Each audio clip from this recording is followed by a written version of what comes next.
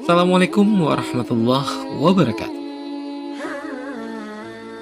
Banyak kisah di luar nalar terjadi selama perlawanan rakyat Palestina atas Zionis Israel. Kisah-kisah tersebut beredar luas di masyarakat dan tertanam di hati setiap warga Palestina. Kisah kejadian ini kerap dialami para mujahidin dari Brigade Izzuddin Al-Qassam, yang merupakan sayap militer Hamas.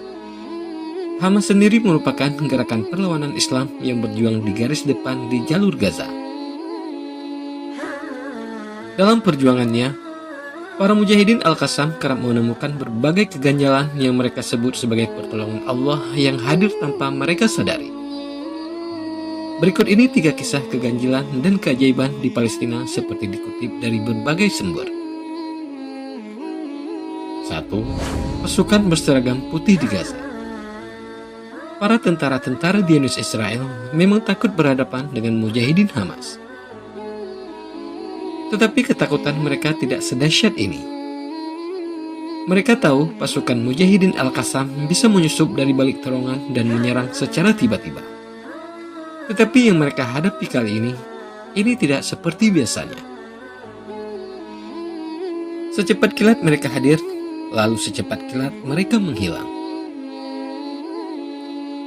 Dan bukannya menyamar dengan pakaian loreng atau gelap, pasukan ini justru memakai pakaian putih yang menyilaukan, mudah dilihat dan bahkan sangat mencolok di tengah peperangan. Lalu siapakah mereka?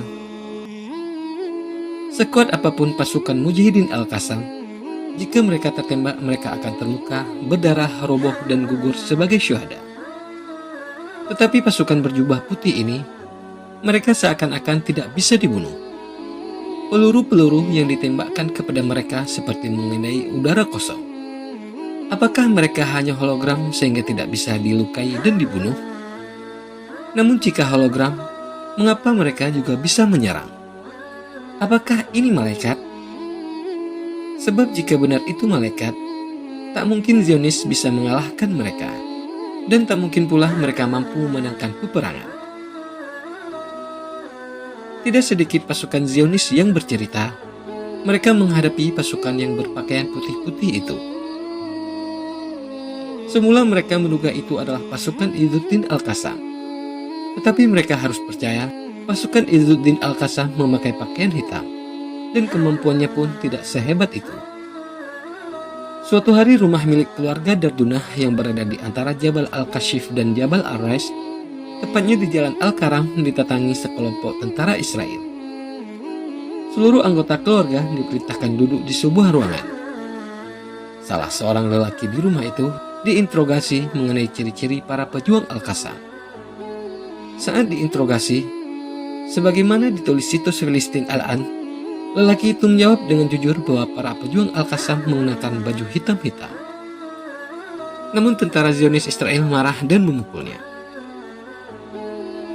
Diceritakan selama 3 hari berturut-turut, laki-laki itu menjawab bahwa para pejuang Al-Qassam berseragam hitam. Yang pada akhirnya para tentara Zionis itu pun naik pitam dan mengatakan mereka itu berseragam putih. Berarti tentara Israel bukan mendapat perlawanan dari para pejuang Al-Qassam yang berseragam hitam-hitam.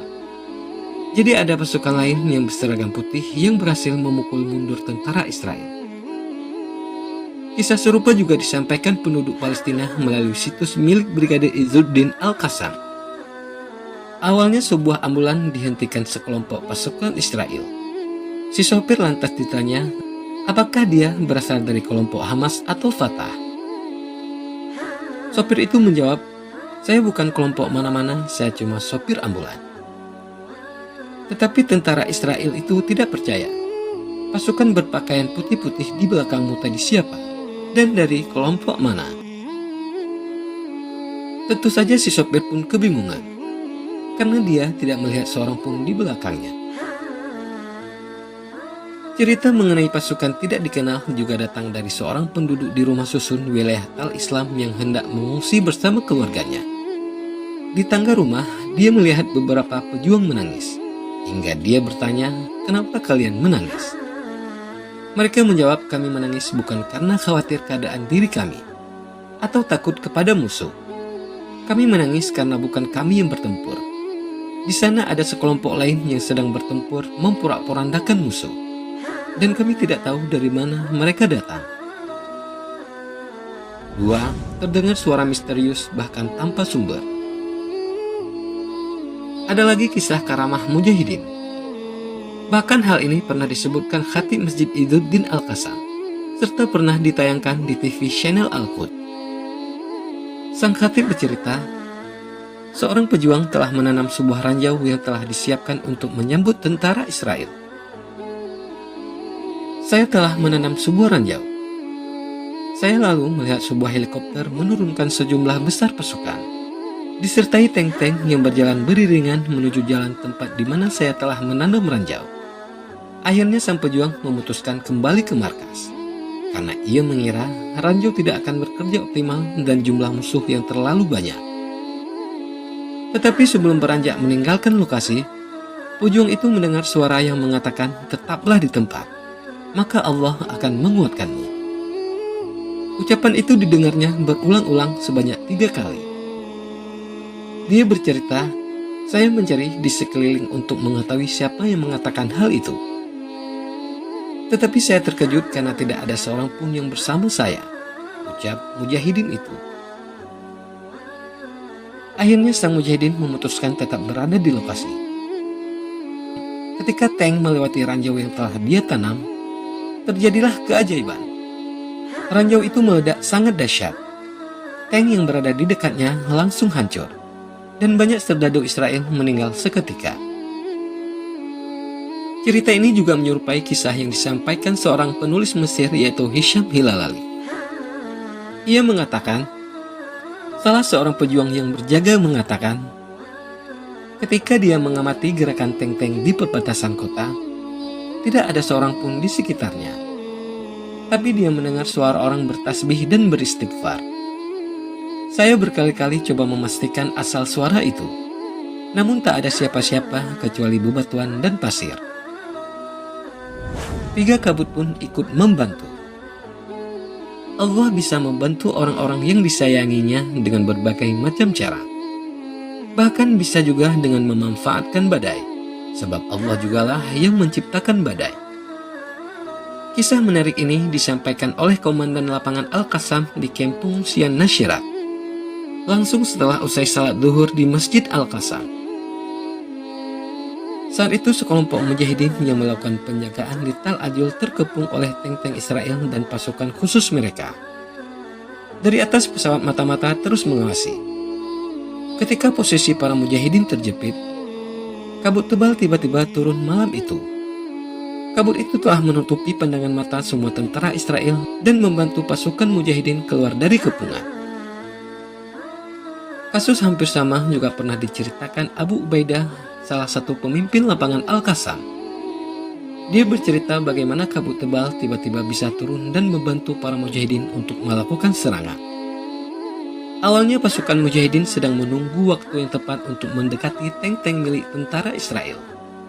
Dan jika berhasil, maka tank-tank itu akan diledakkan. Tak lupa kami berdoa kepada Allah agar dipermudahkan untuk melakukan serangan ini. Tiba-tiba turunlah kabut tebal di tempat tersebut. Pasukan mujahidin segera bergerak menyelinap di antara tank-tank musuh, menanam ranjau-ranjau di dekatnya. Semua aksi para mujahidin itu tanpa pernah diketahui pesawat mata-mata yang memenuhi langit Gaza, dan juga tak terdeteksi pasukan infanteri Israel yang berada di sekitar kendaraan militer itu. Wallahu a'lam. Itulah sedikit banyaknya hal-hal ganjil yang terjadi di perang Israel versus Palestina. Dan sesuatu yang sulit kalau Allah berkehendak akan bisa menjadi mudah. Kita sebagai muslim, hendaknya dalam setiap doa, kita menyisipkan doa untuk masyarakat muslim di Palestina yang terus berjuang melawan agresi Israel. Semoga cahaya harapan selalu menyinari rakyat Palestina dan para pejuangnya dalam setiap langkah mereka. Assalamualaikum warahmatullahi wabarakatuh.